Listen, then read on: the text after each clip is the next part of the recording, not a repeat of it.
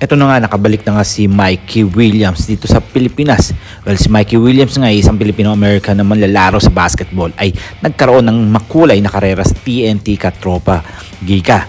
Sa PBA, sa kanyang pananatili sa kupunan, nakamit niya ang 2 kampyonato at 2 finals MVP. Gayunpaman, noong Nobyembre 2023, tinapos ng TNT ang kanyang kontrata matapos mabigo ang negosasyon sa kanyang mga laban.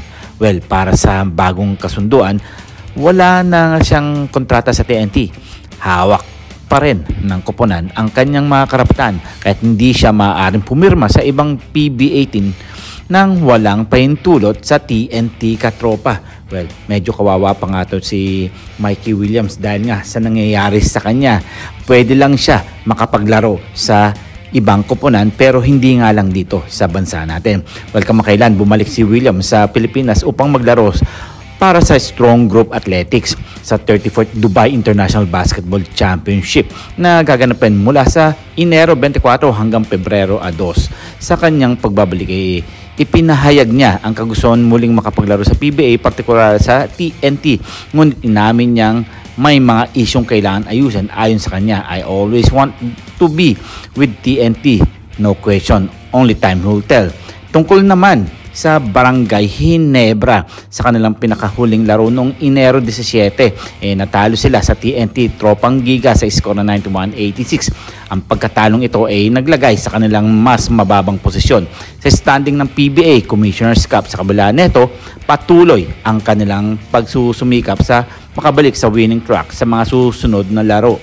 Well, sa kabuuan, may mga hamon sa mga pagitan ni Mikey Williams at TNT. Bukas pa rin ang posibilidad na kanyang pagbabalik sa PBA. Samantala, ang Barangay Ginebra ay patuloy na nagsusumikap na mapabuti ang kanilang performance sa kasalukuyang conference.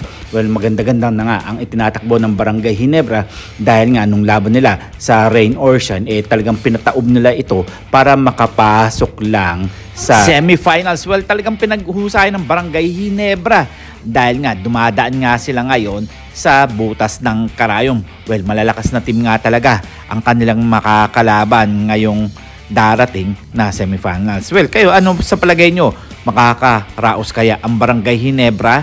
Marami pa silang pagdadaanan ng butas ng karayom para makapasok sila sa finals. At alam naman natin na talagang pag-uusayan ni Coach Tim Cone kung ano ang mga pwedeng mangyari sa Barangay Ginebra at kung sino mga pwedeng ipasok at sino pwedeng mga matrade sa susunod na season.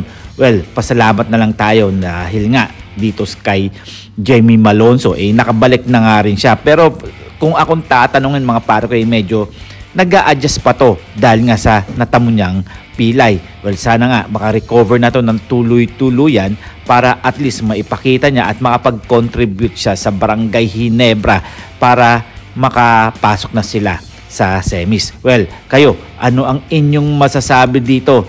At isa pa nga mga pare ko, etong ang si Troy Rosario, eto na rin si Go at Jap Aguilar, kung nagsama-sama na nga ito sa loob, medyo mahirap na rin tibagin ang Barangay Ginebra dahil sobrang lakas talaga ng lineup ng Gin Kings. Kung sa makikita nyo, talagang kompleto Ricardos na. Pero kung kayo ang tatanungin, sino mga pwedeng i-trade sa susunod na season? Dahil nga meron pa naman pakonti-konti sa Barangay Ginebra na hindi masyado nagagamit ni Coach Tim Cone. Well, nakakapanghinayang lang dahil alam naman natin lahat ng mga player ng Barangay Ginebra talagang palaban na at talagang marami talaga ang maitutulong at mako-contribute sa kanilang team. At alam naman natin, nandiyan pa rin sila Scottie Thompson, sila Justin Brownlee na nagsasabi na tumatanda na daw at medyo bumabagal na daw ang laro. Well, alam nyo ba, nung last game niya, naka 29 points siya at kaya niya pa rin patunayan sa Barangay Ginebra at sa mga fans ng Gin Kings na karapat dapat pa rin siya maglaro sa Barangay Ginebra.